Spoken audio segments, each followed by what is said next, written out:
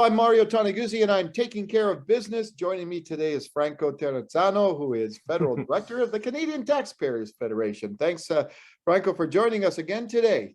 Hey, thanks for having me on, and it's always fantastic way to pronounce my name. I love it. I was told a lot of times the double Z is like pizza. All right. So let's talk inflation. How bad is it in Canada these days? Well, it's bad, and it's tough for many families for sure, right? We just saw Stats Canada's reports more than 5% inflation year over year. So we're looking at a 3 decades high, and that Stats Can report is really just telling us what everyone already knows when they go to the gas pump, when they go to the grocery store. Inflation has really quickly become one of the key economic issues facing Canadians' day-to-day lives, right? We see grocery prices going up, the price of meat, beef, chicken going up, the price of gasoline, it's going up, and it impacts so like a huge part of everyone's lives, right? So this is a very big deal for so many Canadians. And Mario, I would just add, I think one of the frustrations here is that the federal government could immediately provide some relief, help make things a little bit more affordable, but instead what we see from Ottawa is just piling on the additional costs.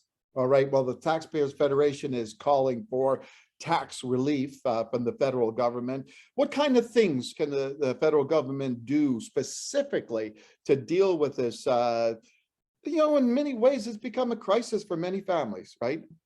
It's really hurting many Canadians, families, people who are already retired, right?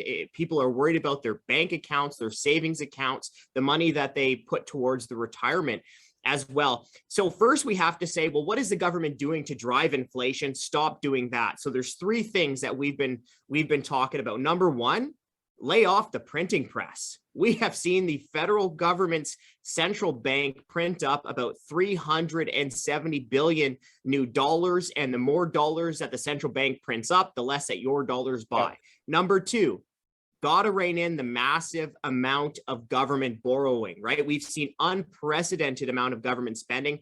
And I think many Canadians are kind of looking around saying, well, how are we going to pay for all of this, right? So added anxiety there. Number 3, of course, the CTF, of course, the Taxpayers Federation has to talk about it, but we have to stop raising taxes during the middle of a pandemic. And we should be seeing the reverse. We should be seeing taxes going down and letting Canadians keep a little bit more of our hard-earned income. Well, let's talk about taxes in general, right? And obviously there's, the federal level, but we can filter down, right, yep, to the provincial levels and the municipal levels of all governments. When it's I'm based in Calgary, and there's no secret how much property taxes, both residential and the commercial side, have gone up. So it's like, and let's face it, right? If you're a business owner in Calgary, you got the double whammy. You got the property increases for your business, and you got property increases for your home. So what role does the provincial and municipal governments have to play in this as well?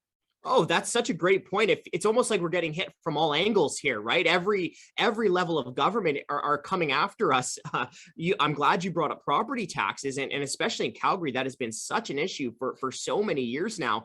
And property taxes are particularly damaging in this type of downturn, especially for those business owners, right? Because you may have seen your revenue evaporate before your very eyes, but you still have that big property tax bill. Then, of course, when they go home to their family, you open up your mailbox, and then right there is another big property tax hike, courtesy of councillors or your municipal government. The provinces as well. In Alberta, there's bracket creep, right? The sneaky backdoor income tax hike that Premier Jason Kenney brought in, which uses inflation to increase the government's tax take. But then also at the provincial level are gas taxes as well.